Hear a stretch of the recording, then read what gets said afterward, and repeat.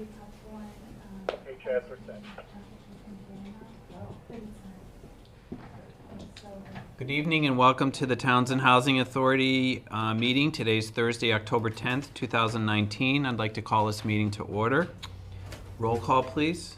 Natalie Clark, present. Courtney Brown. Chas Sexton-Duranian. Laura Schifrin is here. We have another meeting that's next door with the Charter Committee, and she's going to be attending that for us to bring back any information from that particular meeting, but she may pop in. This meeting is being recorded, and I don't see anybody else recording. And if we could, please do the Pledge of Allegiance. I pledge allegiance to the flag of the United States of America and to the republic for which it stands, one nation, under God, indivisible, with liberty and justice for all. Thank you. And as always, I want to thank our veterans, past and present. We appreciate your service. Chairman's additions, deletions to agenda, unforeseen prior to 48 hours of this meeting. I have one, and I would like to. I'd like to see if we could squeeze it in before the review and sign bills payable. If we can squeeze it in there. It's just some protocols that I'd like to talk about real quick. Okay. That's okay. That's okay. Do you have anything, Whitney, that we need to add to the agenda? No. No? You're all set? Okay. Vice Chair report. Lori said that she didn't have anything. There was an MRPC meeting that was supposed to be on Tuesday, I think it was, or Wednesday. It was canceled, so there was no meeting, so she said that would be the only thing that she would be reporting on. 1.7 State Representative Report. I have a couple. The first one I want to talk about would be on Tuesday. Actually, Lindsay and I and our liaison, Sue Licio, and Beth from the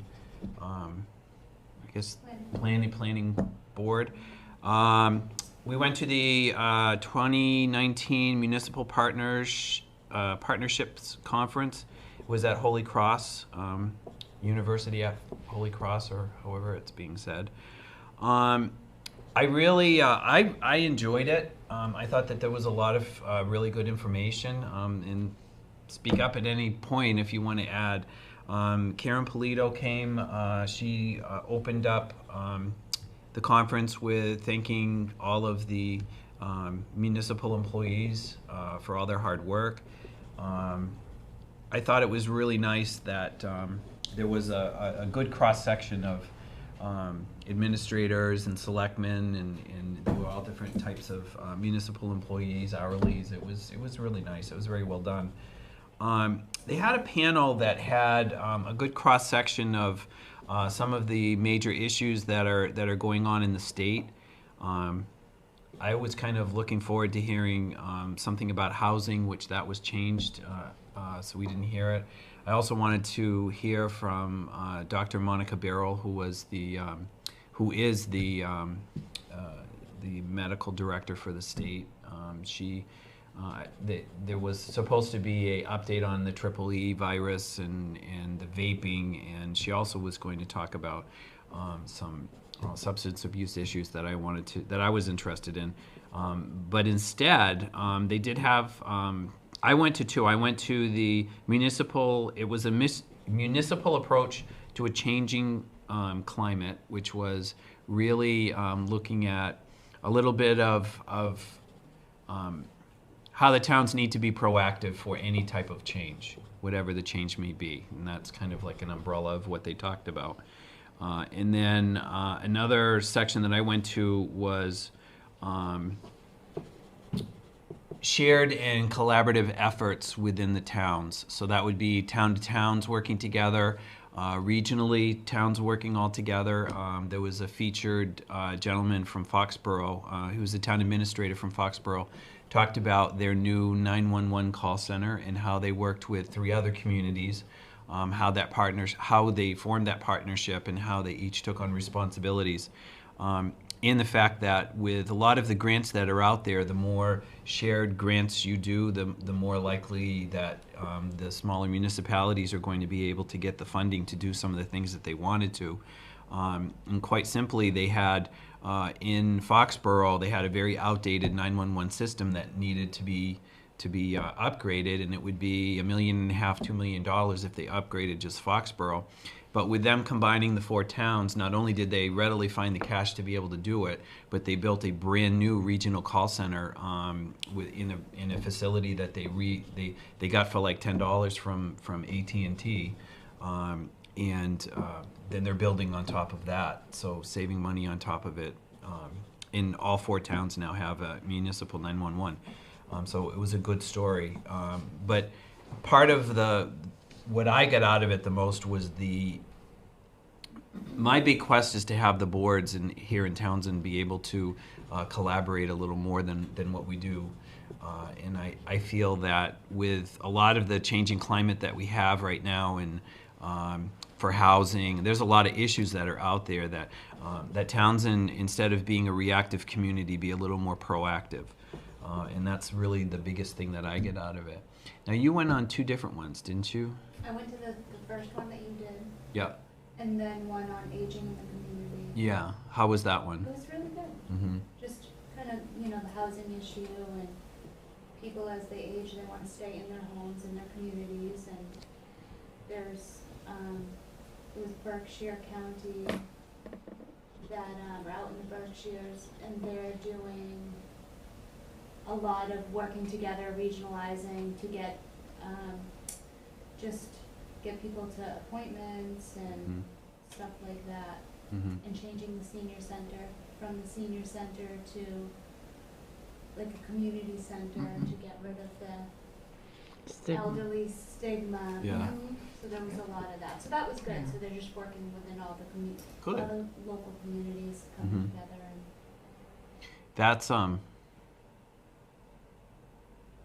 That's the thinking out of the box that we need to do, I think, for what? yeah. So they had one group that would go, one town that would do all the appointments, like medical appointments, and that would free up another town to be able to take people on a bus to go do their groceries instead of, so each town was kind of splitting, like, we'll take the bus and do the medical appointments, you take the bus and do groceries, and it just kind of worked out. That's a good idea. Yeah. Yeah. That's a really good idea. We sort of have that here in town anyways, at the senior center. I volunteered at the Townsend Senior Center, and they do have the buses, a schedule where they go at certain days, and they do work with Groton and Pepperell, as far as, they all, because you can go to any senior center. Okay, you can go to any of the community centers here, anywhere, any senior center, whether it's Lunenburg, Milford, New Hampshire, whatever, and you can tie into them with the senior center. You don't have to belong to just one. Yeah. And they all work together as far as appointments. I'll get the phone call 24, 48 hours in advance. Phone calls, Susie needs to go here, here, here. Okay, on appointments, and they have it down to a science. Yep. They And that's- really have it down to a science In to all where they of the can projects go. that we looked into, that Yeah. was a big one, the transportation, Yeah. how to get them to and from, Yep. how to be able to get the information out, all Yeah. of that kind of stuff. So They know how to get around. Yeah. We know how to get around. They know the bus schedule. They know how much it is, and there's a lot of activity with all ages at the library, which is where the senior center is, which is the best place for it because you've got all ages that go there. You don't have to be 55 to walk in the door. yeah. You can be any age to go over there. It's not this, there's, they do have really good transportation though. I mean, we have a bus going, okay, plug, we're going to Galloping Gourmet up in New Hampshire next week. But they go different places besides Mohegan Sun and stuff. Appointments, Leominster, they go all over the place. Yep. So yeah, it is good to work with the other towns. Yep. So, we keep that in the back of our minds when we start doing a lot of the other planning stuff that we do, because I think sharing some of the responsibility is really the way that we need to be looking at. I also had I went to my typical monthly state meeting, and out of that, there's really a lot of movement. Sheila is hopefully going to be here. There was some personal business that she needs to take care of. She said that she's going to try very hard to get here. But I think she's going to be a key person for us, as she has in the past, but even more so, because there's a lot of legislative housing issues that are going on right now. There's a bill that's hopefully going to be passed within the next week or so that will really kind of look at easing up zoning. It also will address other issues in how a small town like ours would be able to increase their affordable housing and their housing in general. And I guess I'm just going to throw that out there. I was talking to our administrative assistant, Jody, here earlier in regards to when we say affordable housing, people have this idea that it's this, a project type, that it's a high crime, high drug, that kind of situation. We're not looking to build a facility like that. Our goal is to be able to increase the affordable housing in the town. We are looking at, and the governor wants us to look at all of the ways that we can do that. Part of it would be to look at if there was any abandoned housing, if there's any foreclosures, is there other properties that are sitting that are bank owned that there's no movement on them, for us to take a proactive look at these and be able to see what we can do as a housing authority to see if we can get that up to snuff and get it sold as an affordable house. When in doing that, we would be able to increase a lot of revenue being brought into the town, number one. But number two, we would be able to provide the affordable housing that is needed. People who need, and we got this out of our forum too, people who need affordable housing are not the indigent, the people who are very poor. It's people like all of us that have, are on a limited income. It's not only elderly, it's pretty much all income brackets, all age brackets. We all have fallen onto some times at times in our lives, and this is our opportunity not only to assist these people who need help, but more importantly to keep some revenue within the town. I want to keep people in town, and that's what we're hearing a lot. Is that Go next door. okay? And that's what we're hearing a lot, is that they want to, there's a lot of people who financially are having difficulties, but they want to stay in town. So we need to provide some options for them as far as that's concerned. And that's pretty much all I have for my report. 1.8, volunteer videographer. We, as you may or may not know, we do video every meeting that we have here. And what we are looking for is anyone who would be interested in helping us out running the cameras. It's backstage, you're not in front of the camera. But a student, any resident in town, it could be somebody from the senior center. If you have, usually we're meeting now on Thursday night, so if you're free on one Thursday night a month, feel free to volunteer and come down. Fill out a volunteer form on the website. You can get that at the town clerk's webpage on the Town of Townsend website. And what we'll do, that'll come to us, and then we'll give you a jingle, and we'll see what we can do. It is a volunteer position, and I think it's a great way for you to be involved in the community. So if you're interested or have any questions, you can always email housing@townsend.ma.us. Under appointments, 2.1, I'm going to keep that open if you guys don't have a problem with that. We'll see if Sheila shows up. So we'll just jump down to the work session. 3.1, feasibility study for Dudley Road. Lindsay, where are we at with that? So we spoke with, or I spoke with Adam, you came in a little bit late.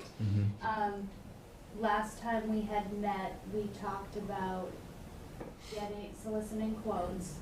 However, then there's been talk about having students possibly do it. So, I haven't solicited any quotes, because after speaking with Adam, I think what we should do is wait for the warrant article and, to see how that goes.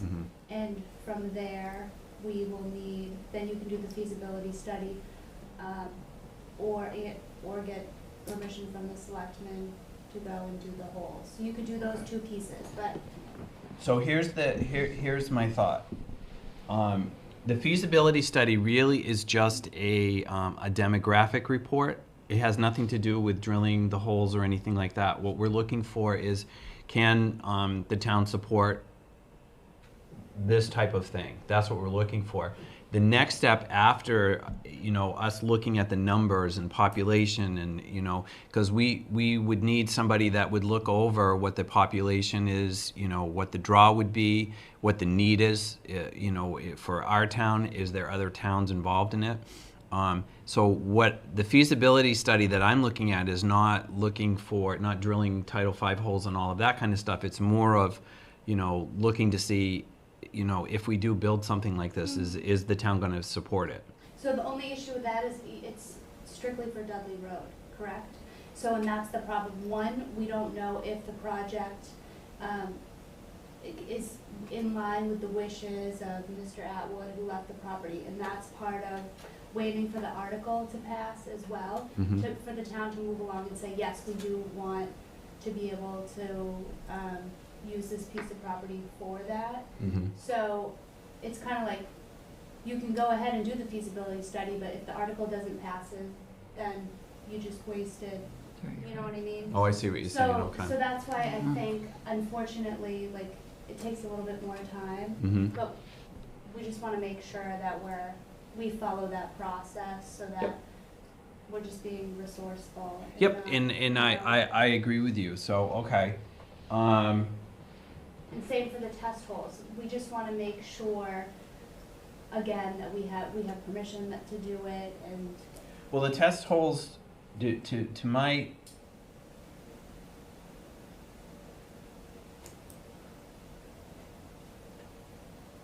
I mean, I see what you're saying, and the test holes to me are like more down the road than what I'm looking at, more of something like MRPC would do for us, okay? Like what some of the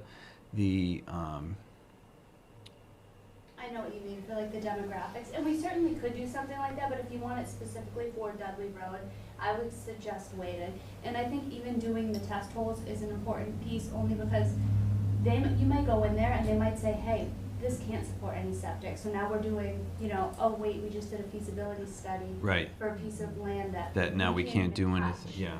So I just, unfortunately, I think it takes some time, and there's a couple other procedures, but I think it would be in the best interest of, protecting the taxpayers, that what we were given, the funds to do that feasibility. Okay, and and this is what the town council said? Yeah, that's what he suggested. And I asked, is this what we should do? And he said you could do the feasibility study, but again, it could come back to, well, if the lot can't support a septic system, and first should be the warrant article that should go through first. So the warrant article is to take the land out of the land trust that it's in and provide it to the selectmen to be able to make a decision on what. To do this, correct. To do the. So they could come back and say, no, we don't want it. If it gets voted down, then again, we can't move on it. Yeah. So it might be more beneficial, and then if that's the case, okay, then maybe we can look at a different piece of property and whatnot. Do we know, are they actually going to have a... So we've just had some technical IT issues, and that's kind of put us back as far as we have to have certain things done through the state in order to set a date for fall meeting. Right. So, and because we lost we had some technical issues, some work. Okay. We're just set behind a little bit. So So as of now, there's no date. there's no date. No. So my question, and if you don't have the answer, because I know there's probably no answer to my question, but I'm going to ask it anyway. You don't mind? Here it goes. I did see the last Board of Selectmen meeting when they were talking about dates and getting their issues, and they've got a ballot vote coming up that they want to do and all that kind of stuff. Do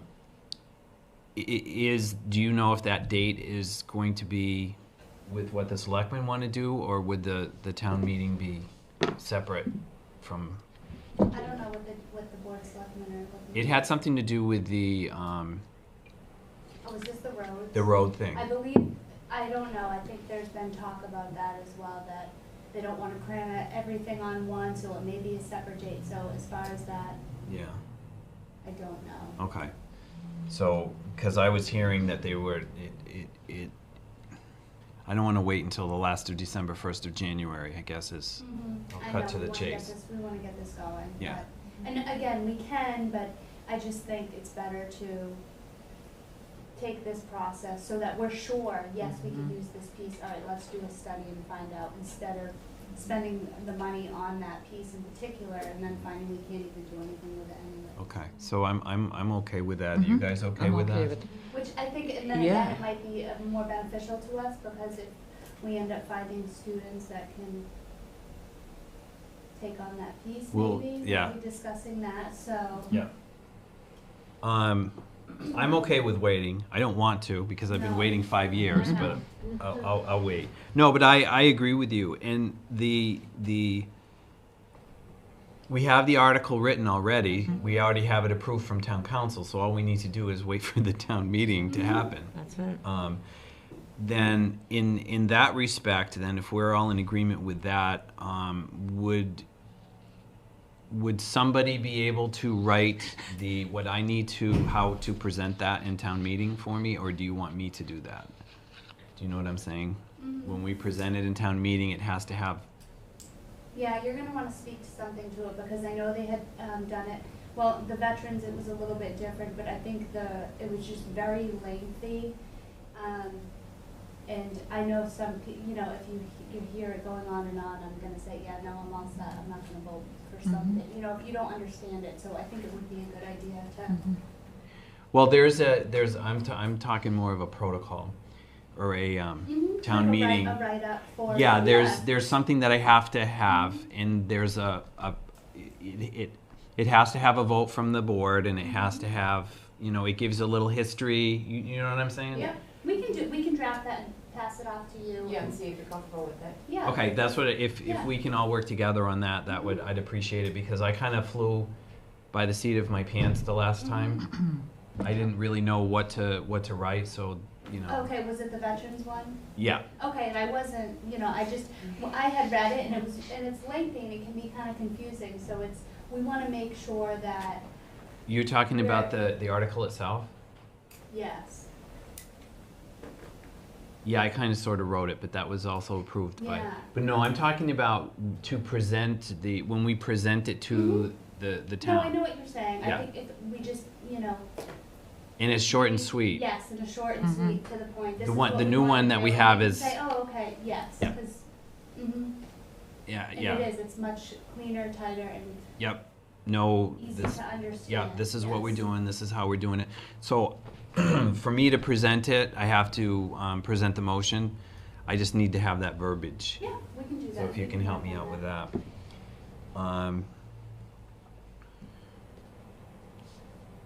And 3.1.1, review housing precedents. Yes. So I tweaked this a bit based on our Saturday meeting.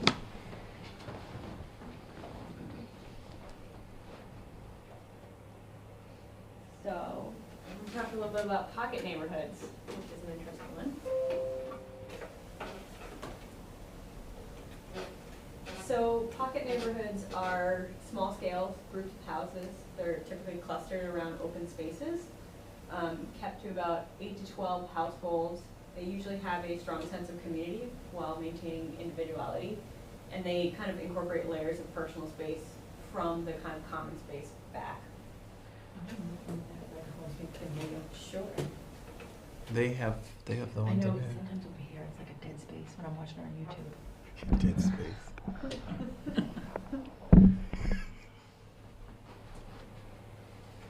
So they can have multiple clusters, even though they're typically kept 8 to 12. You can have multiple clusters to create a whole kind of larger community. One of the big ideas is that cars don't invade kind of pedestrian space, so they're kind of kept out to the sides. There's active spaces such as front porches that face each other and the common area. They talk a lot about careful placement of windows, such as if you have windows on one side, the next house next to you does not have theirs on that side. So that's an interesting one. You can sit here. Are you sure who's Mhm. sitting there? You are. Oh, Yeah. thank you. Sorry, but I just got back from New York. That's okay. Glad you're here. Thank you. So typical users, they said that there's really everyone kind of ranges in this, so singles, empty nesters, to families, especially families with young children, which they talked about a lot, about having that kind of common space where you're getting to your neighbors and your children are kind of playing in a front yard that has kind of a sense of community to it. So really any generation that's looking for that sense of community. So I ended up finding this cottage housing development zoning code, which is interesting. It was adopted in the mid-90s, started up in the Pacific Northwest. These kind of range, I have some examples later that you'll see are a little bit bigger than this, but this is the general idea. So the idea is that 1 to 2 bedroom homes with less than 975 square feet shouldn't be treated the same as typical homes of 2,000 to 3,000 square feet. So this means typically it's a 4 to 12. Half of them are no more than 800 square feet. The other half are typically 2 stories, with the first floor being 700 square feet, and a total, including the second floor, being 975 square feet. Each cottage must be next to a common area. Parking is typically 1 1/4 spaces per cottage, and is screened from that kind of community space or street. What they've done is they've made it like a conditional use in any single family zone, that this can happen with a public hearing required and design board approval, which is kind of an interesting way that they've kind of changed up, single family zoning to allow this to happen. Nice. So I have a couple of examples. They're very similar. This first one is down in New Orleans. It's actually a post 9/11 combat veterans community. It's a 5.5 acre site with 58 units. This one has a mix of 1, 2, and 3 bedroom units, and they're actually, each one of these is actually a duplex, and they face each other. So this one's a little bit different than that, but it's got quite a few units packed on the site. What you can see is that they phased the development at the top there, so they did 1/2 first and then the second half. With that, they included some actual community programs, so they also have kind of support programs for the people that are living on this site, since it is kind of a transitional community for there. They're also trying to preserve trees on site, keeping kind of communal open space and certain clusters of people around. This is the typical plans for that. You can see the one on the left is a 1 bedroom unit on the bottom side. It's a little light there to see. And on the top, it's a 3 bedroom unit. You can see they're kind of front porches facing each other. On the opposite side there on the right, it is a 2 bedroom and 2 bedroom unit kind of duplex. So they actually did a lot of these with these kind of prefab units, which is really interesting, which is the section on the right. So they kind of came in and assembled these as prefab units. These are all up on stilts because it's New Orleans, so they kind of were working, towards their typical kind of building typology. So this is what they look like on the inside. They're very nice, very clean.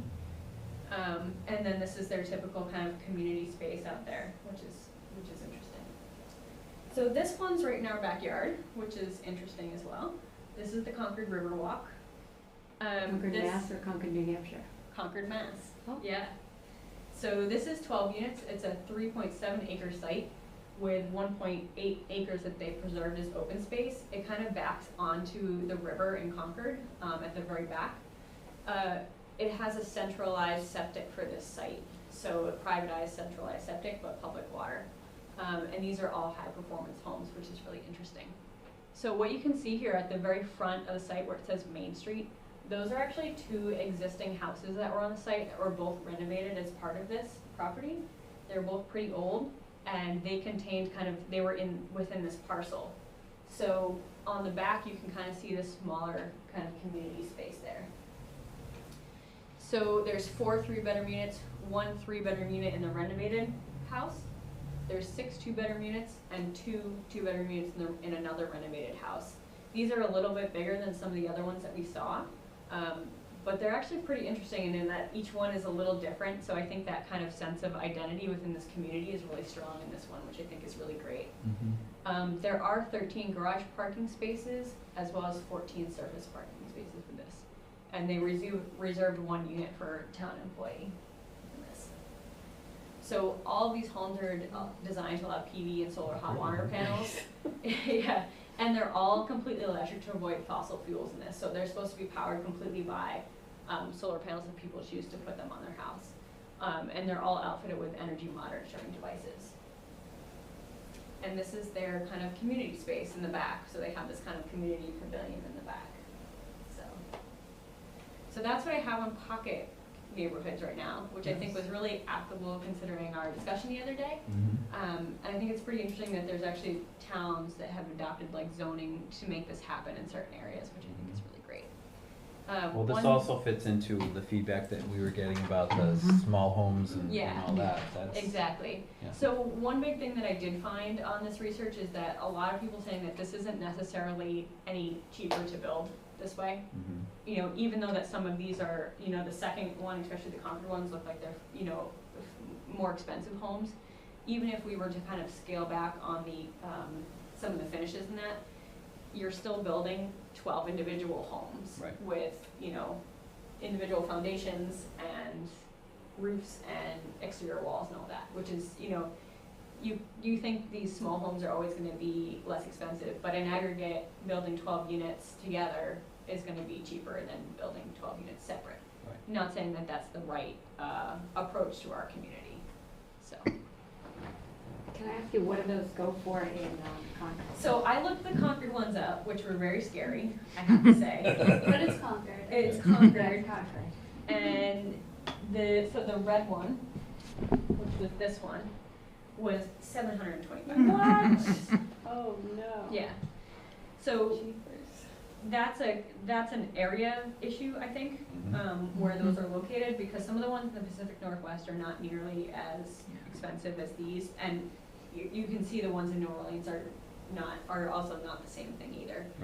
So I think there's a lot of really good examples of them. So I looked up the one up in Milford, the one that we talked about. So that one is an over 55 community. Having a harder restrictive. time. Yeah, I was having a harder time finding information on that one, but when you look at it, it's really, really dense. And I think the density for our area might be a little too high on those ones. But I think it's the right concept, right? You know, we're kind of getting there. I wasn't able to find out whether they're on public or private sewer there, so I'll have to dig into that a little bit further. Okay. Do you know how many units they have up in there? So they seem to maybe have actually 2 different ones. And that one, I believe, had roughly 10, and there seemed to be another one, which is why I think they kept getting, when I was trying to find it, they were confusing between the 2. Gotcha. So. Okay. This is our brainstorming, looking at out-of-the-box ideas for what else we could do with the land up over on Dudley. And we would have the acreage to do something comparable to that then, you think? Yeah, I mean, this one here is only 3.7 acres, which is pretty, you know, it's pretty compact. And they actually reserved a good amount of it for open space on this one. So, you know, there's actually a development in Durham, New Hampshire, called the Cottages at Durham, which is mainly geared towards the UNH population. But it's actually almost like my son used to call it Sim City, like that game, because it's like this little, almost like a little town into itself with multiple streets. Yeah. But it's all specifically designed homes. Theirs are like 5 bedrooms because I think they were geared towards college students. Right. But I was just curious if there was a way, if you were to, I mean, we have more than 3 acres. Is it a cheaper thing if you have more of them? Do you cut the price on the units by doing more? So one of the things like the one in New Orleans is that they did the really duplex mini houses, which I think is an interesting way to get the same concept. Maybe not quite the way that they were facing with that community, but I think there's a way to that, you know, there's some examples of these as more as townhomes with the same Right. idea, where we can start to maybe connect certain amounts of units to make them There more really cost aren't a lot of effective. townhomes in this area, Mhm. not at all. There was a development that we looked at a couple of years ago. It was an old drive-in theater on the Cape. And they did a neighborhood just like this with the same concept where the parking was on the outside. Yeah. All the houses faced each other, and that was all affordable. The whole Yeah. entire thing was Yeah. affordable housing. Yeah. Can I ask you a question too? Is there any, like, do you, and this is something I just heard about in recent weeks that I didn't, and maybe you know about this, workforce housing? Where people can actually get the mortgages and the price is by the town median or something, so it can keep it kind of low. Right. And I was curious whether these kind of projects could be considered workforce housing. I think you could, depending on, like I said, it's all about, I think, the level of finish that you do these. You know, I don't think we need them as fancy as this, right? As some of these Concord ones, and I think you could end up getting, you know, the cost, you know, in the right spot for something like that. Because doesn't that get dictated by the town, what the cost has to be? I mean, I think it's Yeah. already laid out what each town it would have to be. Right. That's what I Kind thought. of. Well, yeah. Okay, maybe I was wrong. I just heard about it and I'm not that familiar with it. And there, because I was just at a state meeting and they were. Do you know if that any movement on the bill that the housing would? No.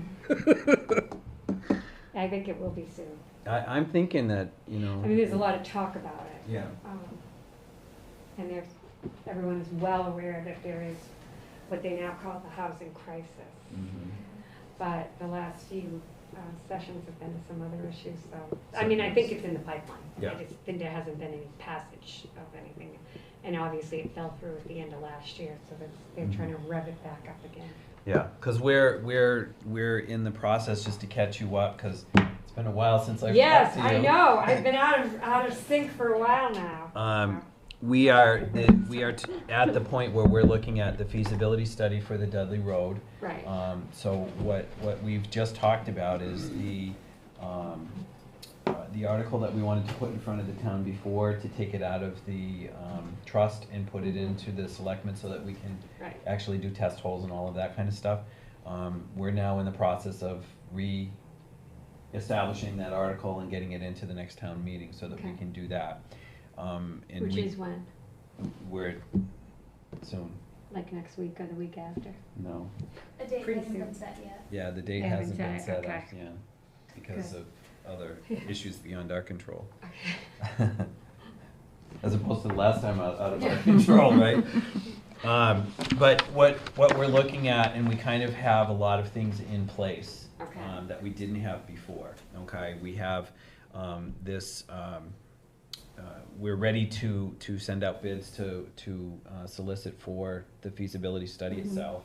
Once we get approval on the to be able to do the land court decision, then we'll be able to solicit for the feasibility study.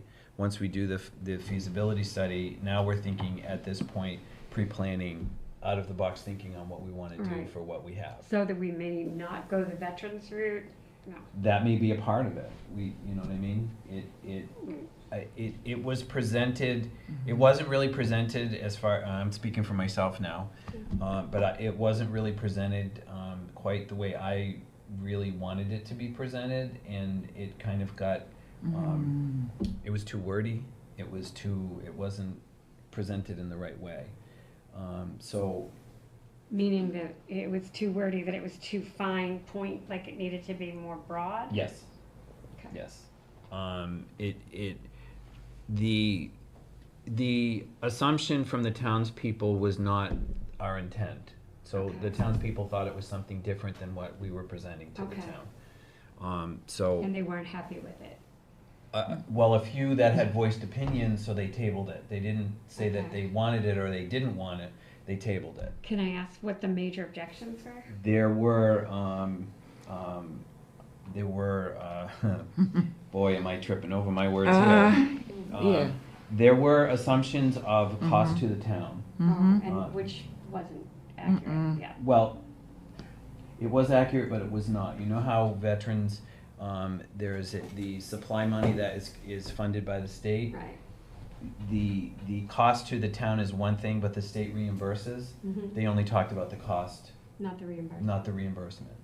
So they were looking at so many per veteran that moves into the area, and you know how we were Yeah. talking about regionalizing and having others, so the way in which it came, it was presented, it sounded like we were trying to get veterans from all over to come into our town, which was not our intent, but and then the cost per veteran was brought up, and then the cost per veteran of this account, but nothing about how we're How we're gonna getting get money back, okay. reimbursed for it.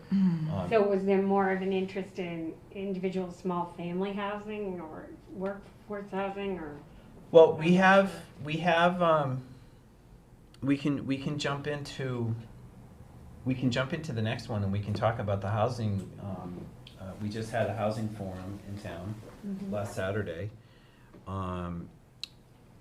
Do you have anything else that you want to present with us? Because this is like perfect for what we're looking for. That's why and especially based on our discussion on Saturday, I kind of tweaked this one. So I think we can continue, in the future, I can continue to find things that we can look at, What do you think? We need to, like you said, we need to go slow this time and do it and make sure we do as much research as possible. Okay. Whether it's veterans or, we need affordable housing, and that's the bottom line here. Well, let me catch you up, okay? We have a budget. Yeah, I know, shocking, but we have a budget. nice. Yes. We also have been approved in our last town meeting for $35,000 for a feasibility study for this. The town approved that. Okay. So we have the $35,000 in account. We have Lindsay, who is our land use coordinator. So we have that position filled. Yay, thank you. And we have our administrative help as well. This Yay. is Jody. Hi, Jody. Jody has been helping us with the finer details, all the computer work that Lori and I are scratching our heads Yeah. at. Jody's taking care of all of that. Great.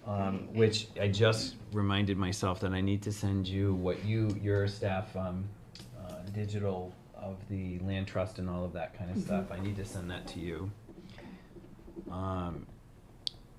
And this is Courtney. Courtney was we appointed. briefly met last time. Yeah.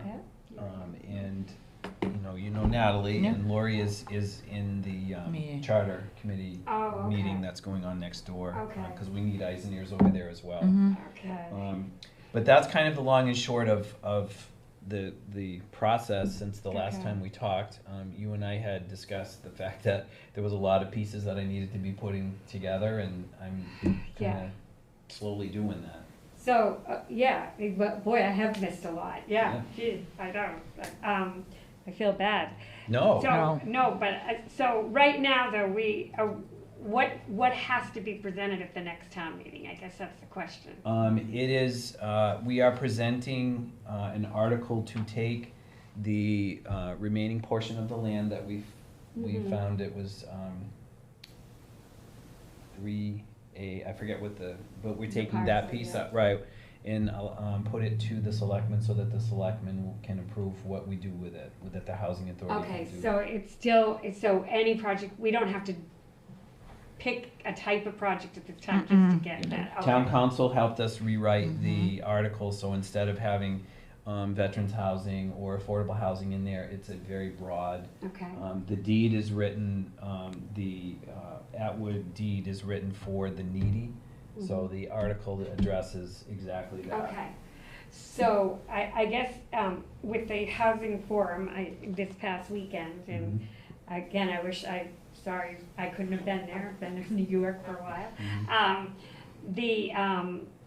The forum, was that to see what the public what is the direction they want us to go in? Like, did they give an indication? Yes. The forum, okay, so we'll just jump right into that. 3.2 Housing Forum results from October 5th. The the premise behind the housing forum was that we have to write our 2020 housing production plan. Okay.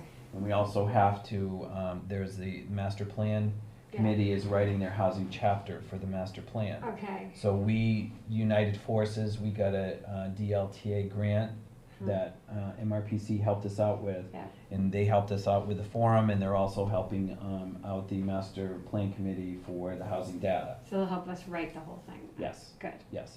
So the housing, yeah.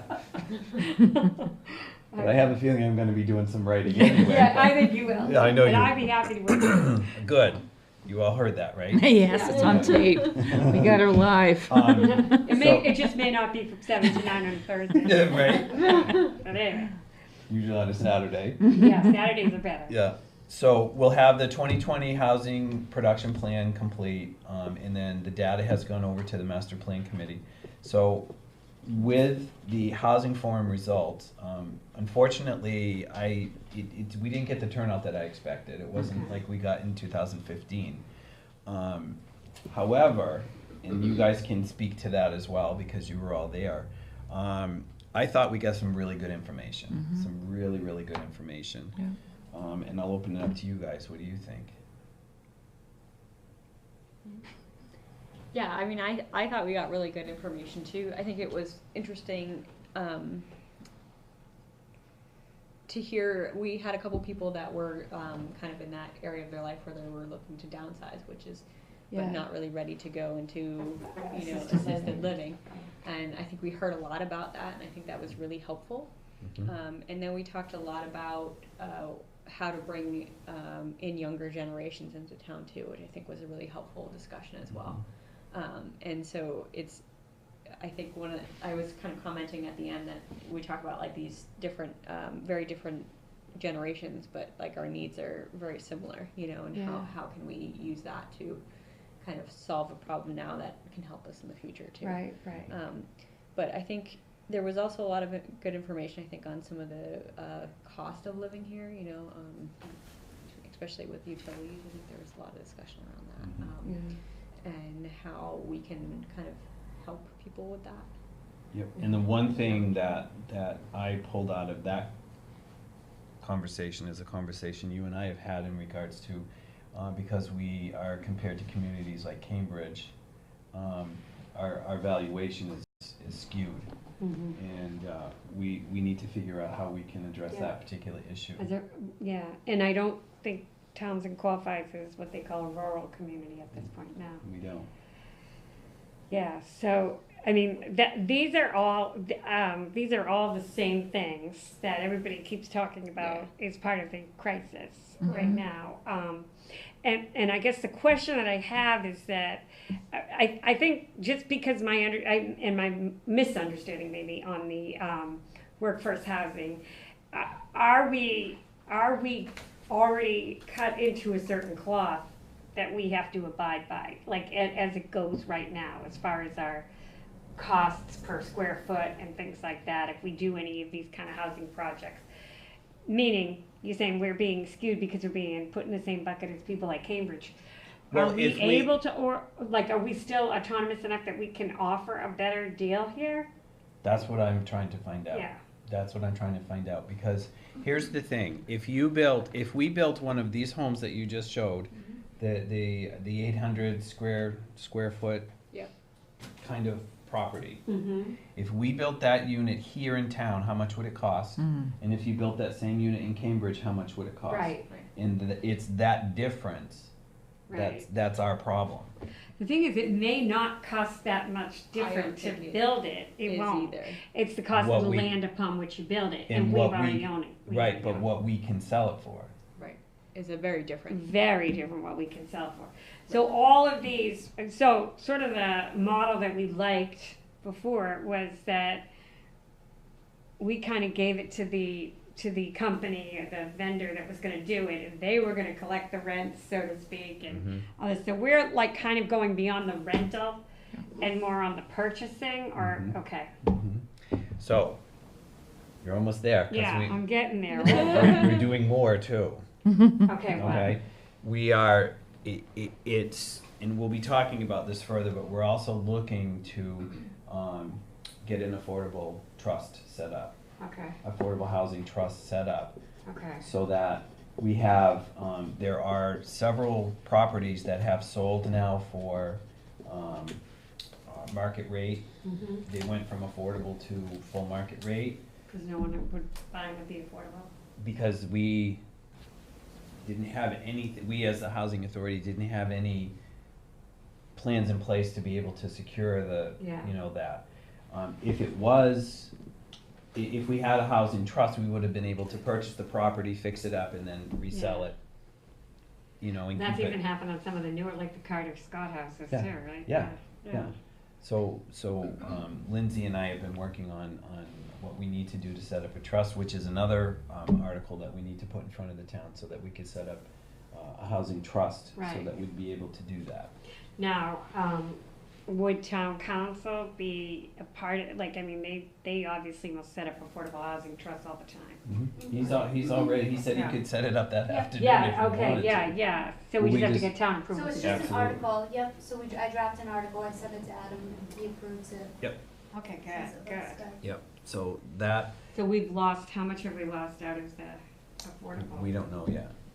I think the biggest issue is just that we fall in line with Cambridge.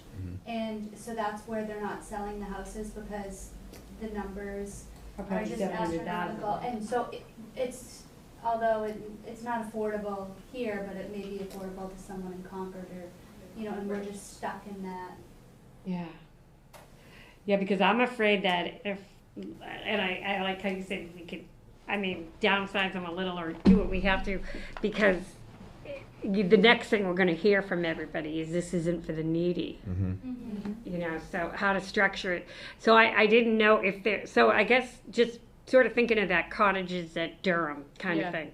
Is there a company though that would actually build a community like this and be the rent collector and all of that, just like we've had in the standalone buildings? Or are we just really looking to do purchase instead of lease? Because I guess my thought is that the need for affordable housing generally affects more the lease population, and there are no properties to lease in this area. That's what we're hearing all over the place. There are no properties to lease, and so if we got somebody who kind of created one of these kind of, I mean, a vendor comparable to the ones we were looking at with the veteran services, but another sort of vendor that deals with these sort of cluster home neighborhoods, cluster cottage neighborhoods or whatever, it might be worth looking into, because then we could say, look, he pay, you know, they same kind of thing, they collect the rents, they, you know, and we stay out of it financially, like Atwood and things like that. They basically, I shouldn't say we, but the discussion in the past has been that we are trying to avoid going through a management company. We want to be able to retain as much as the property as to keep the town. okay. But if we sell them, we're not keeping them. Correct, but it would be taxable income for the town. Right, right. That's, we're trying to be able to generate the income as well. Okay, so if we got a management company, we can't get the tax income from the management company? No. Okay. So the thought behind it was having established an affordable housing trust, we would then be able to secure the funding, whatever funding that comes in, and we would have to set, the housing authority then would need to take on the role of managing these properties. I don't know, that's another you know what I mean, that's a Yep. concern, that's like a whole full-time job. Yep. For the housing authority. Okay, I guess I'm just concerned that, I get the not wanting the management company, but you're gonna be dealing with people like they have been on some of those properties that don't pay the mortgage, and the mortgage fall, and if nobody's there to pick it up, you know, then what do you do? Yeah, where if we had one entity being the Overseer. Overseer, Yeah, something. they would be able to keep renting them out to somebody who qualifies under, I don't know, I see what people saying, like, why would we give it up to another group? And I know there was some feelings that maybe we gave up too much with Atwood and with Townsend Woods, I guess, but I just feel like if we're gonna, I think the whole idea that we had even with the veterans thing is that there was gonna be a sort of ownership in the product to some extent that they get when they left, but yet they were units that were still maintained by the general sort of overseer, and we could turn them over to the next one without having the risk of losing them from the affordable housing base. Correct. So is it that the townspeople don't like the fact that we're giving up the authority, or is it, I'm not sure where the not liking it is coming from. From the board. Okay. From the board, because we have absolutely, for instance, there's a 2-year, approximately maybe a year and a half, wait list. Right. And if we want to know what the wait list is, what we need, we can't get any of that information. But if there is houses for sale, you have no say after we sell them out the first time. Right. So it could be another 40 years before you get one that you can sell. That's the only thing. Is if you're doing purchases, I'm concerned that you're going to dry up your source pretty quickly. And I have a feeling that it will be, you have a lot of needy people that could probably rent and could get assistance even through the state that would like to, small families or whomever would love this kind of thing, but they couldn't outright buy it.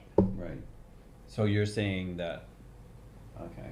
Yeah, I'm just afraid that you're putting like a sort of a cap on being able to turn these things over. Well, is there a model that, I'm just trying to retain ownership. That's what I'm thinking that. Which I feel like, you know what, anything can be written into a contract, right? And I've learned that from you. And I don't know that there was, and none of us were there, but I don't know that people at that point realized that, oh, wait a minute, we should be putting in some kind of protection that we still have some oversight authority. Yeah. I don't think that happened. And I think we can approach this project with saying I am sure there would be vendors that would be loving to do something like this, okay? And if they're wanting to do it bad enough, then they're gonna work with us on what our needs are. And if our needs are to have sort of a partnership interest in turning them over and the wait list and all that, I just feel like the wait list will go on forever if we can't turn over the units after the first deed out. I think there's also kind of two things happening, right? We're looking at one for a specific project here and this may not be the right typology for that at all. That's what we're trying to figure out, right? But there's also this need of trying to get maybe some of our zoning codes, amended so that even if they're not designated as affordable, but we have options to make units for people who are maybe just above that affordable bracket, but still can't afford to buy a house. Which I think is your workforce housing people. Right. Yeah. So I think there's kind of two different things happening. So. See, and I think workforce housing is lower because I know, like, I was talking about it with my husband as we were driving today, and he Googled on his phone and he looked up Quincy because our kids live near Quincy. And he said it was around 125,000 for what they were selling these condo units in Quincy under the workforce housing market. Which is a really good price point. Well, in Quincy, it's incredibly, So I'm thinking if Quincy could sell units for 125, we probably can too. But I guess I worry about even with CHAPA and Mass Housing Finance and all of those things, still we've lost those units that all came into those programs. Yeah. So I feel like the sale end is more of a losing proposition than the rental end. So what do you think of this? And we talked about this, I think, a couple of years ago, that instead of having just one type of housing out at the Dudley Road, have you know, Yeah, that makes sense. having a cluster housing, having, you know, my thought is having it, what I'm calling a transitional home, and the transitional home is, we could call it age restrictive housing. But that Right. would be for people who have an immediate need to move into, if they needed to, Atwood Acres or Townsend Woods, but need to get out of their house because Right. of affordable sale, they can go That in. would be ideal, because See, that's a huge They would have a transitional, they could stay up there for, you know, we'd set a, you like know, a when they're on a year. wait list. Yeah. Only wait list people housing Yeah, kind of thing. but if we make it age restrictive, we're not gonna make it senior housing, because once it's senior housing, it's always senior housing. Mhm. So if we use it as a transitional and age restrictive, as 15 years from now, 20 years from now, they are able to change the use of that. Right. And still keep it as Right. age restrictive. You know what? There is a company, oh God, I want to say the name is Trinity Corporation or something, and I think they might even be from the South Shore, but a few years ago, they were trying to put the development in Devon's. Remember we were talking about the Devon's housing? And so their thing was they were going to convert Vicksburg Square, which is sort of like an antique set of buildings that are crumbling to the ground. And they're in a historic district, so they've got to be restored properly. Now they're just going to probably crumble to the ground because they rejected the proposal. But within that, they were going to make senior housing, veterans housing, affordable housing, and market price housing in one huge project. It was going to be a little bit of everything. Oh, I'm sorry.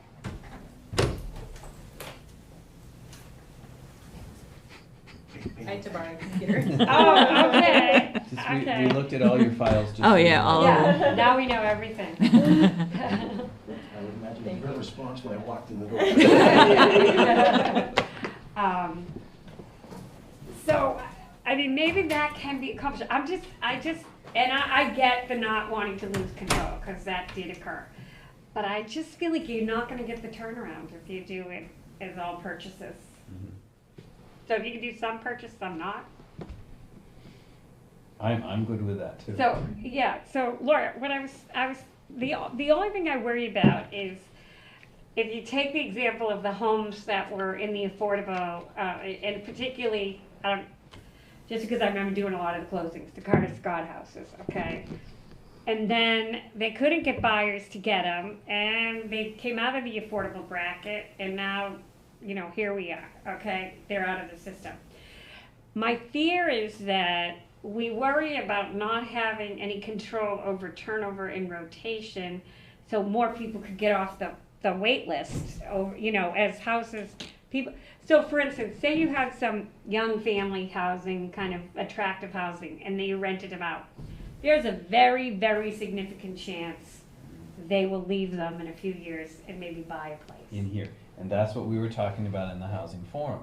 Right. If we had the ability to have, and they could be affordable, Yeah. you know, they don't necessarily have to be on the housing inventory Right. or whatever, but the price point is enough so that they would want to stay at a smaller house, have, you know, maybe have a child and say, you know, we need to get Move a on. house.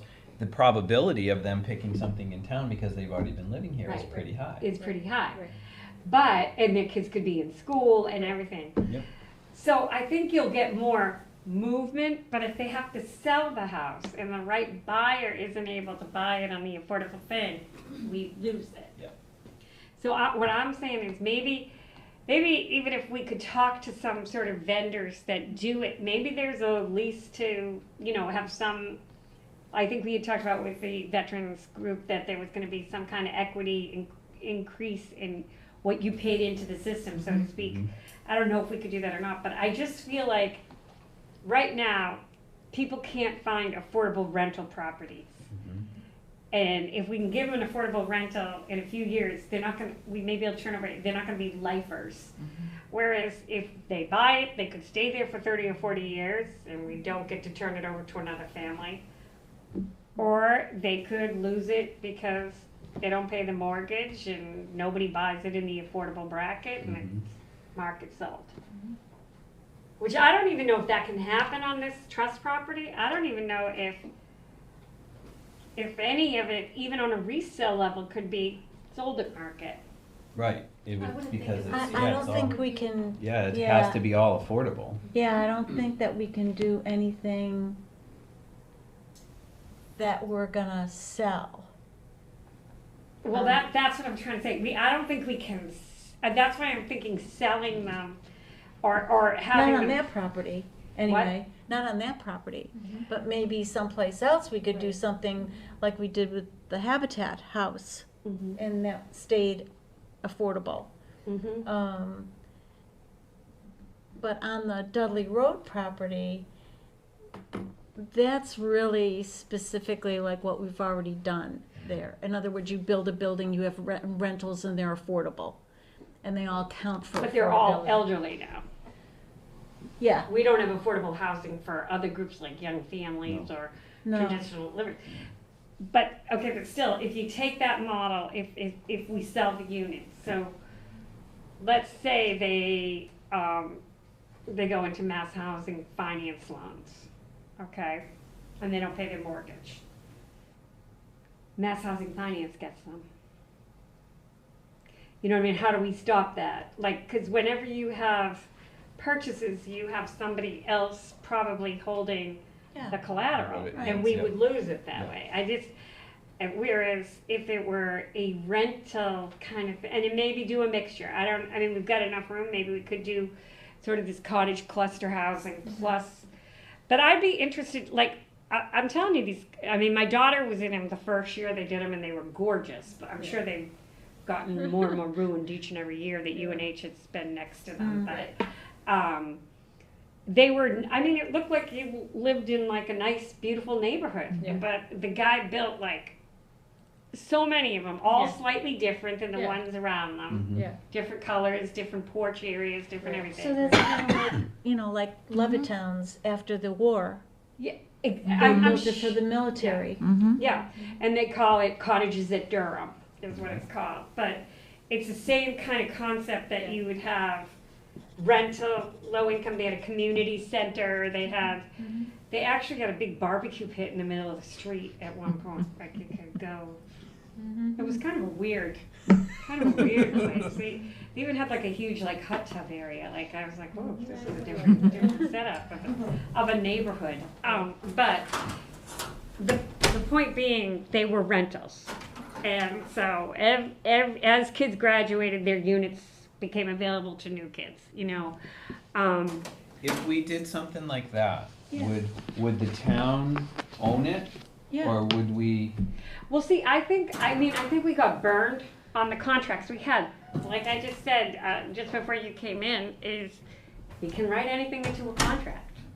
So maybe the contract, we need to make it clear with whomever we're gonna deal, that we're gonna give them this, I mean, basically, they got kind of a sweetheart of a deal, because we gave them the property, what, for $100 or something? dollar? Or free? I don't know, $1 maybe. Well, Right. we were so behind the 8 ball of getting affordable housing counts up. Exactly. Um, So live and learn. So at that point, no one realized that we just gave, that we gave up our sort of autonomy at all on that one. Mhm. I think it could be crafted, and We I'm didn't even sure there are realize other it. vendors that will deal with us that will give us that autonomy. I'm just afraid that we even lose it even more if we sell them.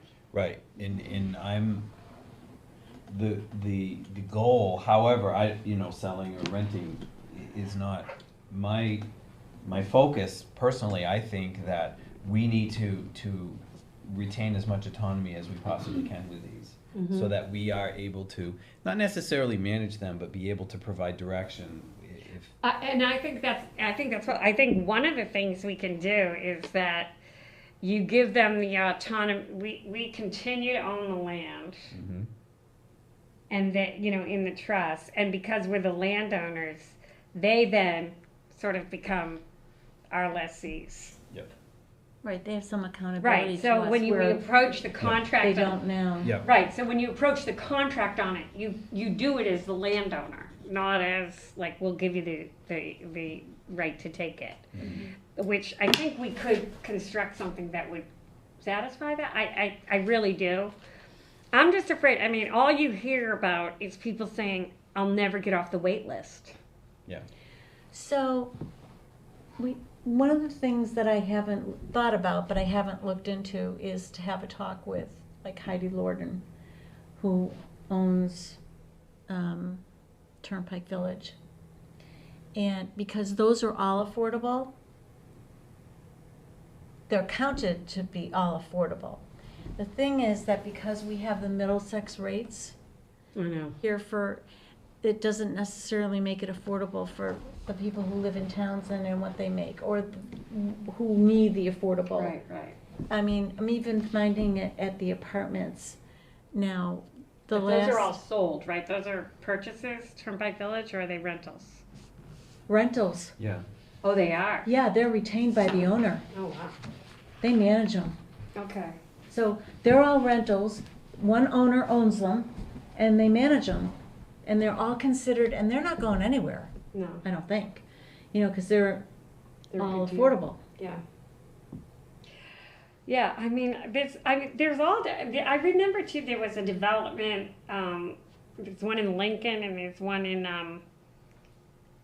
Woburn, where it's like kind of a hybrid own rent, if they're cooperative home things, so you get a certain amount back out when you leave. Mm-hmm. It's like a weird, I forget the names of the developments, but one's in Lincoln and one's in Woburn that I remember knowing about years ago. I can't remember what. Cooperative housing projects. Yeah, yeah. Where there's some kind of equity in exchange for it. But I don't know, I feel like, well, the town wants the tax money, so I get that. Well, and I That's also, different if also it gets want, sold. I also feel that the townspeople themselves would also be more comfortable knowing that the town is retaining the, the autonomy of that, or Yeah. taking care of Yeah. that property, that it's not going to be it's not gonna turn into something that they don't want it Right. to be. I'm curious, did the Lordens also finance? Well, they did because they're rentals, so nobody bought their units. Right, okay. So then, that's what, you don't have any worry about I mean, losing we had them like because they're all 41, theirs. 41 units there or Units. something. They what? We have like 41 units there. 41, 42. What are they renting those for now? Well, that's what I was gonna check into. There's some like in the 900s, and then they go up to 1200, but they're more square foot Yeah. than like Country Estates or Pine Okay. Ridge. But the last two bedrooms, and I didn't rent them, but the last two bedrooms that rented at Country Estates rented for $1,200. And those Yeah. are affordable. No, they're not affordable. But I they're, mean- they called affordable though, right? No, they're not, because we could never get, those are condominiums. Well, so it wasn't Pine Ridge. They both converted in 85 when the law came in. So they were not built as affordable. They were resales. It was a conversion. So the state never allowed those. Because I used to talk to Kathy about this all the time. Oh, it would be great if we could just get those two complexes that are really affordable on the affordable list, but you can't because they're not constructed that way. When Lorden's built Turnpike Village, it was from the beginning. They were constructed that way. And there's a way you have to do it to make them affordable housing with construction, okay. Actually, new construction is, if you look at all the applications, new construction applications are the only ones that they have. Any existing, there's a huge process to. I don't even know if there is a process It's to get it converted, No, it's, because Kathy looked into it yeah, many years ago, and she said, just can't get that through the state. yeah. But, so the other reason why we didn't, or why we were so anxious to make the deals that we did make, was because we were getting the 202 HUD money. Mhm. And It was the last Last two, year, right, yeah. that you could get it. yeah, Yeah. that was the last year, but both projects were under it, so 25 years apart, but they were, or 20, whatever it was. Yeah. They were both under that. So that was a lot of funding that we got. So now it's like, where do we get the funding? Which is why we started 5 years ago with wanting to go with veterans housing, because there was funding. Right. Yeah. But, It was very disappointing after we got so excited with the guy where we went, Soldier Soldier Run. Run. And, you know, apparently he was talking a good game because he changed it. When I left him the questions regarding the information that we got from Kim Craven, Yeah. he never called me back. I sent an email, I left several calls, I talked to the secretary there, actually talked to her and gave the questions that I, wanted. He never called me back. So, Because everybody in the Veterans Affairs Office and everyone said they are the best. I bet they're the best, but they, I'm not sure if they fit our. right, Our- they our- really our weren't blueprint going to that- be able to do what we what thought. Right. Thought that they could Okay. do. So their model, like he had said, is Oh, yeah. getting into an old mill building or getting into an old Renovating. school or something like that. Yeah. This is new construction. This was like something completely different from them. So They seem to have the new construction though in their portfolio, which is Yeah. interesting. Yeah. So yeah, I just think the project was bigger than they expected. Yeah. That's just my assumption, but. What about Mass Housing Finance? Do they have any people that would try to find solutions for this? I know weren't they one of the vendors we brought in at one point? We did, yes. Mass Housing Yep. Authority. Or... Yep. Oh, yeah. Yeah. Wasn't that, That's the one that they wanted us to sign a sign a contract. contract right Yeah, away? that night. Yep. Yeah. Yep. That was a little pushy. Yeah, We but the weren't ready to problem be is strong that armed. everybody that we've talked to already is gonna take the ownership of it. Yeah. But I think we just say, we're in the driver's seat. They're Yeah. not. Yeah. It's our land. Your land. I don't We're- I sound like them. Why would they, but I think it's. Our why- big thing is that I think we should be soliciting people that want to help us with this. I do too. I think there's got to be people out there that will work with. We need a philanthropist. We do. You've had a pretty good philanthropist here in Townsend for some time too, but I Yeah, I don't know, know. but maybe we pushed our, Yeah. the highway department. Might have the drained that well. Senior center. I'm too busy up on the hill now. Yeah. So, I don't know. I mean, I'm happy. Well, and having said that, I do Yeah. want to throw it out because we are being videoed. That if anybody has an extra $1 million lying around, Just we'll be throw more it than over. glad to be able to help I know us. we're being Yeah, videoed. exactly. I think what you did though, looking into these types of developments, Yeah. I think if we were to find something more comparable to what we want to do, Mhm. compare the rental models and the sale models, Mhm. and see, because there's got to be other towns that have faced the same issue, I would imagine. I'm sure. Well, and that kind of bleeds into another conversation that once we do start looking into those avenues, we need to look at, is there any other towns around us that want to partner with us for certain things too? Yeah. Mm. Because well, none there of them are have housing, so yeah. right. They probably all would want to.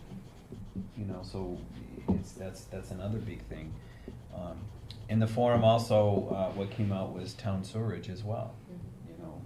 That we have to be careful on what and where we build because we have, it has to be acceptable for sewerage. And that our zoning is very restrictive. Right. That was a big one. And the zoning lot- can lot be size. changed. Zoning can be changed, yeah, all of that, but it points us in the same direction. And I'll go back to something that Lori and I had been working on, is that in the last forum that we had, there were a couple of items that we are just now have come to fruition, like the accessory apartment and Bylaw, and a little loosening of the multifamily. Yep. It was a compromise. Yeah. From a half acre to 3/4 of an acre, and wasn't it that? Yep. Instead of the acre and 2 acre or 3 acre thing, Mhm. and we actually figured out the parcels and just how many that would mean, and the conservationists, are very yeah, we might not have enough housing, but too bad, because we can't have all that on our septic systems. Mhm. Because the more septic systems you have, the whatever affects the water. I mean, it's just. Aquifer and all of that. I have to say, today driving us our bumper sticker in front of me said, at least we're doing well on the war against the environment. I just thought that was a really good environmentalist. Like, yeah, at least you're doing well there. I think the world is really split 50-50. Yeah. You know, like everything else. Right. I think someone was just trying to look on the bright side. Yeah. Not really. But, well, you know what, if you wanted, if we could put sort of a list of like where we need help questions, like can you identify other developments? Can we do this? Can we do that? And if I can get that sent to me, I can then get that to the Secretary of Housing's liaison and ask them to start helping us out here. So what do you want? You want a list of what? Yeah, just like a letter to me that says. We need money. Yeah, I know. Well, that can be in the letter. And as everyone knows, right now there's money. If we so can it get would be a bad money idea. to build, Yeah. even if we. So how much Even if money we took do it as a we need, loan. actually? Mhm.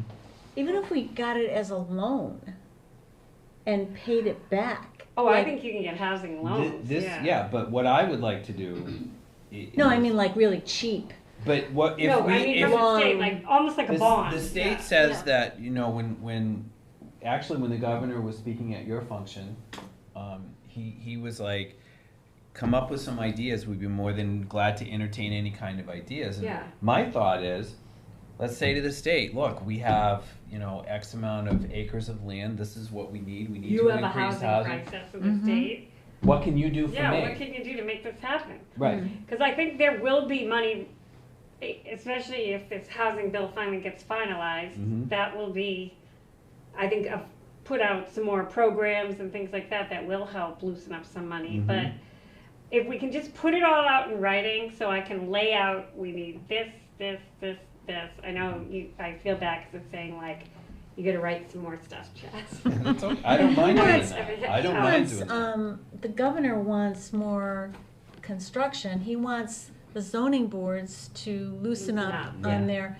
The problem is because we are on septic and not on public sewer, that really restricts what we can do. Mhm.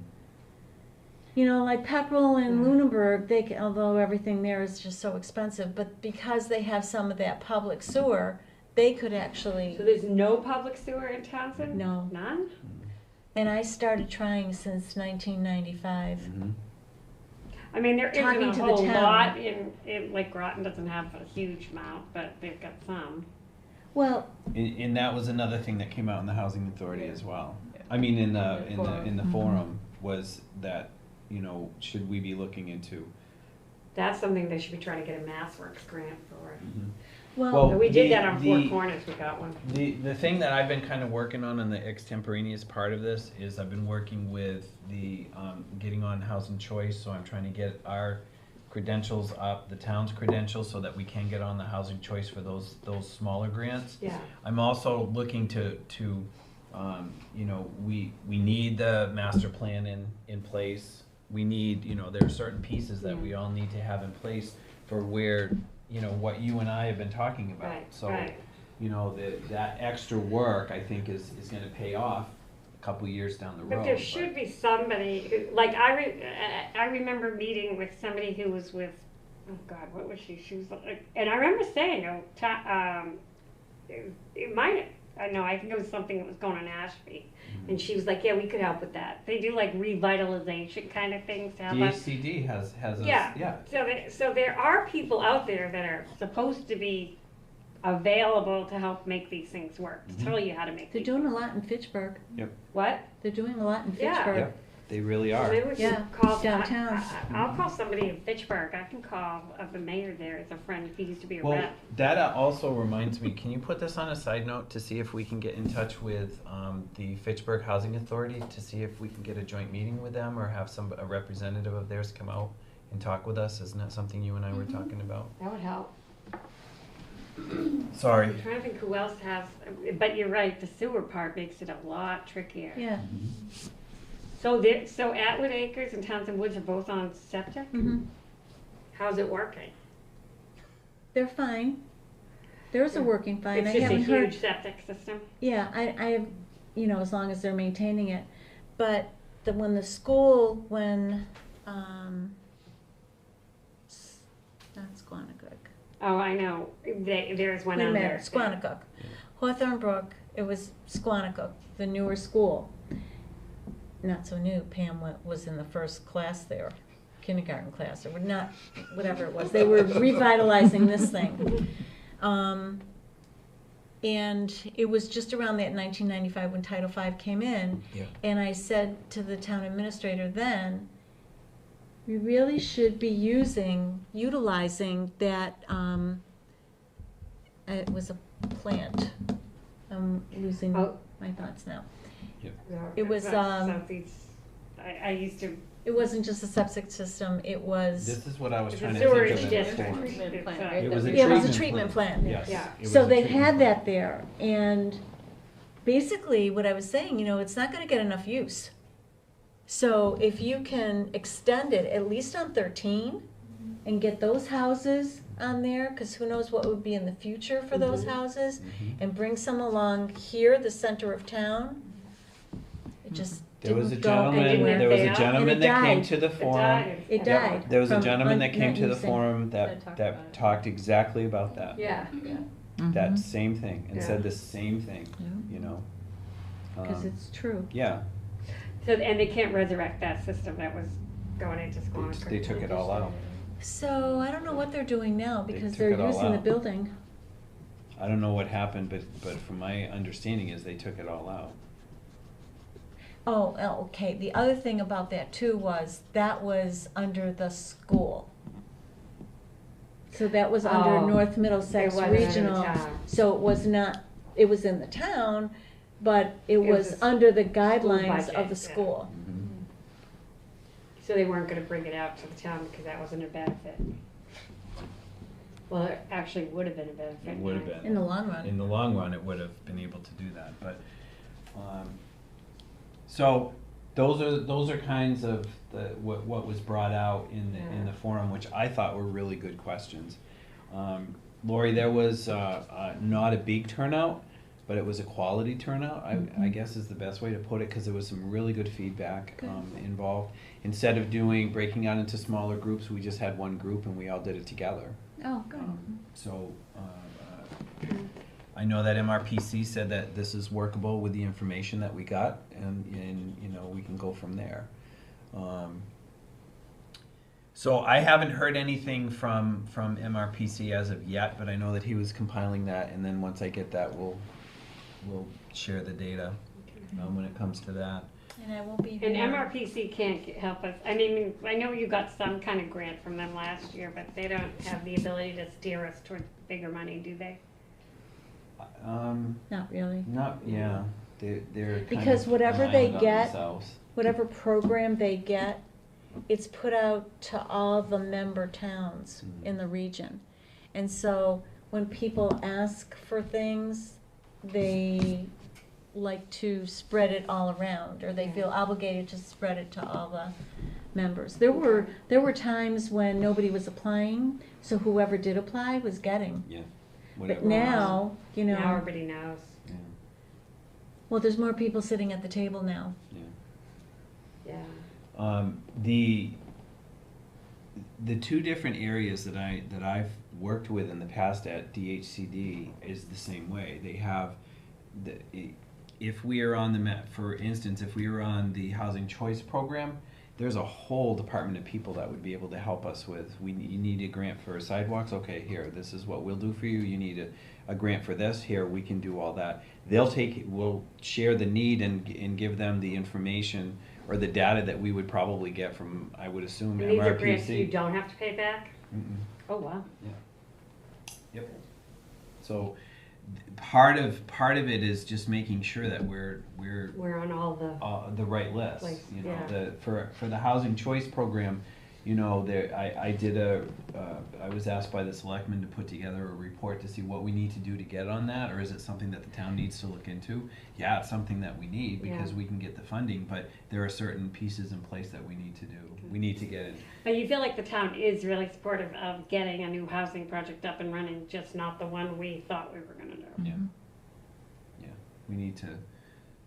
Well, I think that some of the information that was given at the meeting was a little puffed and incorrect. Mhm. So, and there was nobody there to like have a comeback to what was said. So because people were scared of the figure that was put out and their taxes going up if we had this type of housing, they voted it down. Table. No, they tabled They it. Or they tabled it. tabled it. They Same tabled it. difference. Which is better than voting down. Yeah. Yeah. At least. Which is why we're coming back with the article that we're coming back with. Of just step one. Yeah. And we don't know when, will it be like last year, wasn't it December? October. It was way It's out. December. A week I'm thinking before. it might be the same. I'm thinking December? too because of what's going on. Yeah. Yeah. Yeah. I Why, think it what's was going on? Late December. Timing for certain things. So I'm going to jump to the next one, 3.3, response from town council. Lindsay and I had talked to town council. As we said earlier, there are two outstanding issues. Number one is the tenant position that we talked about. He and I both are trying to figure the information out. The state says that we can change our tenant member to a regular member, but nobody knows how we do that. He, on the attorney side, is trying to find out, and he's not getting any responses. And I've tried all of my contacts with DHCD and CHAPA and all of that, and nobody has So an idea of how to you're do a it. state rep to whatever, the housing department Mhm. at the state, Mhm. and they're the ones that took away one of our elected seats Mhm. and made it a tenant seat. Mhm. So we're having trouble keeping a tenant? We don't Well, have. we don't We have don't one. have any. We don't Don't own have property. any. We don't. Oh, so- right. So we don't Oh, have that's a right, there are no tenant. tenants. So. We don't have any that are in affordable housing, and I think that was it. Before, we did have two different people actually that lived over there that were on the board. Mhm. I'm sorry, and I don't mean to be rude, my husband's just texted me, I just wanna make sure he had surgery, so Oh. I dropped him and ran. So I just texted him, are you okay? You walked him into the He house. said, hey. Come He didn't say, hey, I'm dying, he just said, hey. You're good. Anyway, You're good. Yeah, anyway. We So don't know, so they should, it's the thought is because we have a lot of moving pieces right now that Lindsay and I were talking about. The looking at the housing trust, looking at the reformation of the housing authority itself, if we needed to do that. There's a lot of pieces that are involved in it. It was kind of decided that it doesn't necessarily mean that we need a tenant of Townsend Woods or Atwood Acres. It could be anybody that lives in any affordable housing in the town. Mhm. that opens it up. Yeah. You could get somebody from the Lorden Project. So here's the thing: if we take, let's say we find the steps to be able to change that into a general member position, we then have taking steps to reorganize, and then we do decide that we are going to have a project that we are actually going to retain ownership of it and rent it out, let's say. Now we have a facility that we would have a tenant member, so we would have to then change that general member back to a tenant member, because we then would have property. So the discussion was, do we really want to go through all that effort until we decide what direction we're going to go in?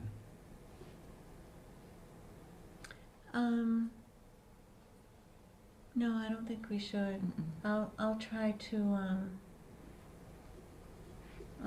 talk to them over there to see if there's somebody interested in it. Yeah. Because that's the consensus that we got. It would be better for us to look for somebody who is living in any affordable housing in the town that would be interested in helping us out on the board. For now, until we really have some firm direction on our scope of where we're going.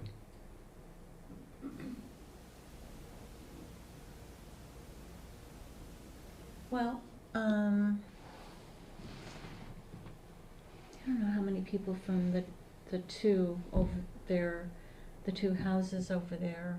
Is it on our website? It's on our website that we need the tenant. Yep. It's been But I think- posted and okay, and I so- cleared it with Jody too. Jody knows that we posted it when our member Betty Ann, when she resigned, we then posted it then, so it's still an open posting. Mm-hmm. Okay, so can we add to that post, if you are a resident of either Atwood Acres, Townsend Woods, Turnpike Village, I'm gonna think that's it. I don't know that we have any others, because I don't know that anybody down at the Carter, I don't know that any of them are. Are still affordable? Mhm. There were only 3, I think the last one just sold. and it Did it didn't stay sell in affordable? affordable. No, it didn't. Yeah. To market rate. So that's 3 of them. But the thing is that they were smaller units anyway, and that, you know, it wasn't like they were 150, it was like they were 200. So it's still, They're still Yeah. too high. yeah, you know?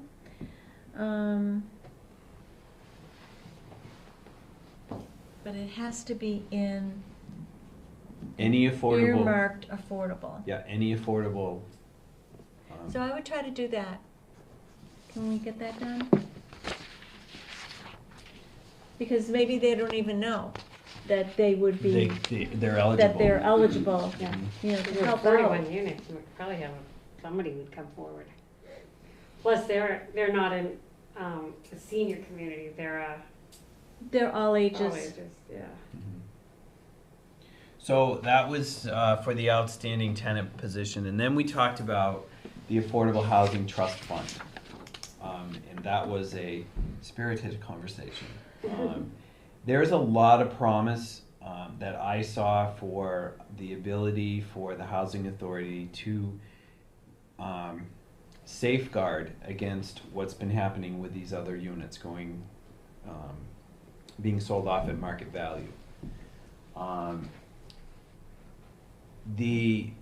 Adam said, the town council said that he would be able to set up a trust, you know, it doesn't take anything. The thought is the trust would then have a board of directors. The board of directors would be anything that we would want to be able to set it for. My thought was to have a member from each one of the, like the zoning, all of the land use, you know, zoning, planning, somebody from the housing authority, somebody from the land use office. And of that, with that trust, we then would need to seek funding that particular trust. This is again where DHCD would come in and help us be able to find the avenues to be able to pull the funding in for this housing trust. If we had a trust set up and a trust is funded, all right, in the event that a affordable unit comes to market, we would be able to have the ability to purchase that unit, do the renovations on that, and then be able to make sure that it is sold affordable and not go to market value. But would we have, but we would have to have some revenue to be able to buy them Right. back. Right. Which A we can trust. collect from the purchases that were, the homes that were supposed to be affordable and they weren't, we get a percentage of that. So that money we can ask for to be put in the affordable trust fund, because it just goes into general right now. Yeah, I guess the only thing I don't understand about that, and I'm Like the not $10,000. But the mass housing finance people who tend to do those kinds of projects or give people mortgages, they have the right of first refusal automatically as part of the mortgage. I get that. Yeah, But even town property, if a town property comes up, through, taxes or Right, whatnot, right, and that- they can yeah. have the money to. but how would we do what fund the need to. trust? And that's That's how we we fund need it. to, that's down the road, that's what we need to figure out, but. I think a little bit at a time, if we get it from those other properties, we can ask for that money back. Mhm. And each year, we can ask to put 5,000 set Okay. aside, or until we build it up. Well, here's like kind of a more radical idea, but if we have a piece that, like, we could separate, because it definitely was done correctly with that, to keep this parcel separate from the other parcels. Could we leverage the collateral on that and that be our funding? Yeah, we could. You know what I mean? Could we get some kind of loan against that property that we would then get through, whatever But we means would we're need to gonna have use a for trust having. established to be able to do that. Yeah, Yep. That's exactly my thought in this whole matter. It provides the housing authority to be able to do things Okay. like this. but, okay, as a trust, because we're not a body politic unto ourselves, that's right, okay, got it. Yep. Yep. Yep, and that would be the only way, and that's what Adam said. You have more opportunities having a housing trust. Right, You, okay, yeah. he said that we could set up the board of trustees as, however we wanted to. Right. But I personally would feel that we would need to have a selectman, somebody from planning, so that we have Right. all boards represented on it. Right. Or set it up so that the board of directors has to be from somebody from each of the Right, departments. right. So that everybody has a decision on it, and it's Right. not just, No, I think that makes a lot of sense. Yeah. Yeah, it gives much more autonomy. Yeah. right. But it also. And the it- power to borrow Bingo. It gives us the power to borrow. So, outside of the town, as talked about. yes. So and- what's the process to establish the trust? Well, we first have to have an article to town to get the town to approve to allow us to establish a trust. And Adam said he can do it in a matter of hours. Okay, so why don't we try to get that on the same meeting that Yeah. we have the other warrant article on? So the reason why I brought that up is that Lindsay and I are prepared to do that. Do we need a vote from the board to formally set the article up? I believe, I would. Yeah, I would, Yeah. okay. I make a So- motion that we, talk to town council about writing an article for the town to allow us to establish a housing trust. Could I entertain that you amend that to say Lindsay can write the article to give to to town, submit. to give to town council? Do you mind me? I just No, wanted, I I was- totally I was threw gonna you, say the but, same, okay, yeah. okay. You okay with that? mhm. Okay.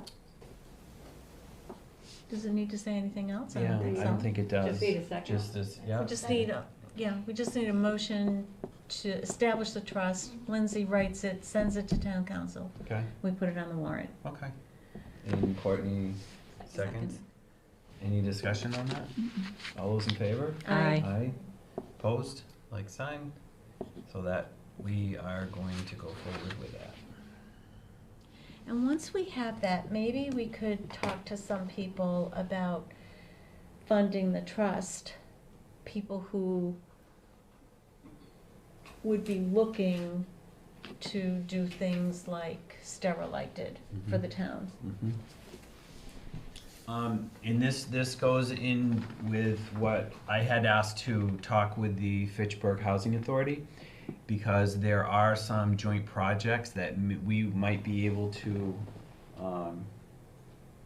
pull in some extra funds, not a lot, but, and if we do, and if we have the trust set up, we'd be able to put it there, as opposed to if we partner with somebody else and it comes in from another source, it's gonna automatically go into the general fund. So we wanna make sure that any funding that's coming in, it needs to go to the housing authority. Once the housing trust is formed, Mhm. then, Yep, then we'll be able to do that.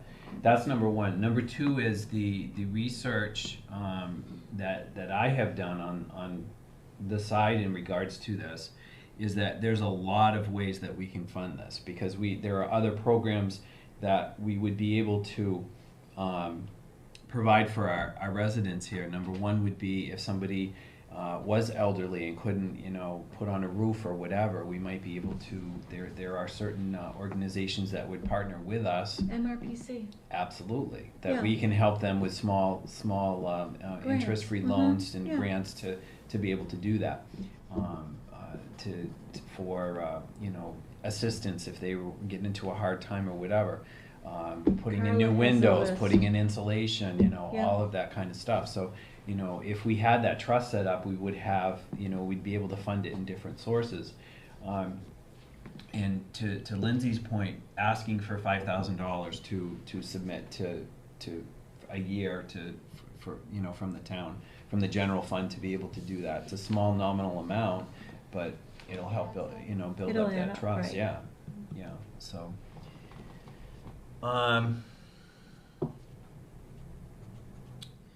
All right, so the next thing would be, I wanted to add the protocols, but I want to table that.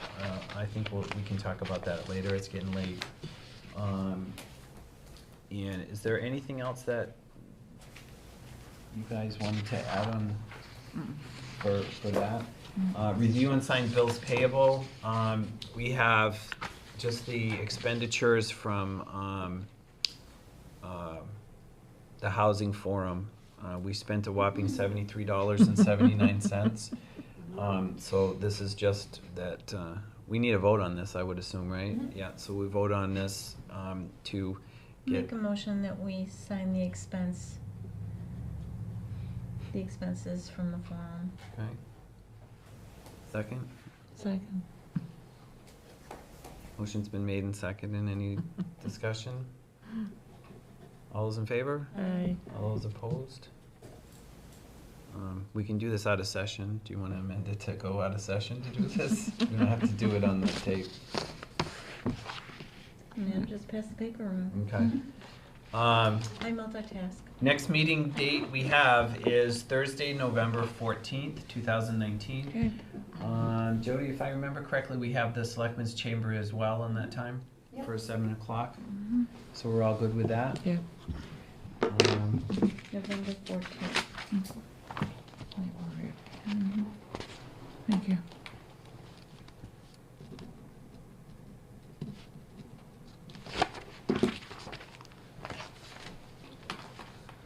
And does it look like late December for the meeting? Yeah, I'm gonna say so. I I- mean, I am too. we're already into October, I mean, it's really not that far What's away. there is going to be there needs to be a town vote and then a ballot vote shortly thereafter. So that's why For, I think it has something to do with the roads. oh, Which is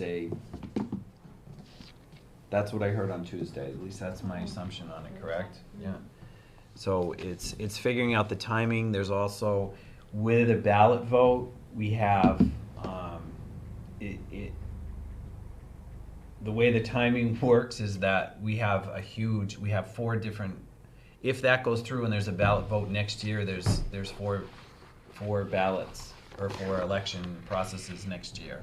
And what they're trying to do is maybe combine it into the one that we have in April, I think is what it was. So they would have, Oh. there's so many weeks from the time we have right. the town meeting to the Yep. ballot, so.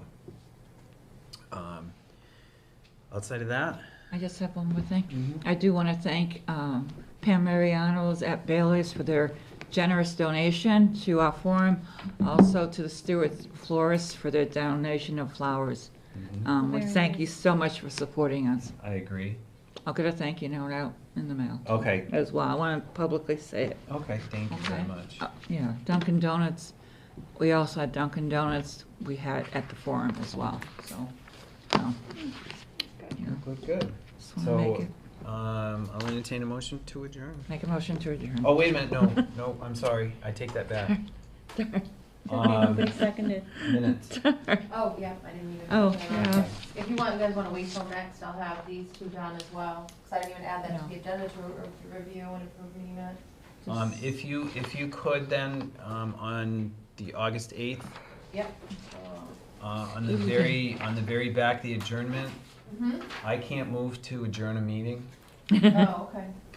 So I don't know Anybody who that- did. I yeah. think Chair I doesn't think I make asked for notes. one, but Oh, maybe that's Yeah. what it got. That's fine, I'll rewatch it. Yeah. okay. Me too. And that's the only thing that I saw. We need a second on the adjournment.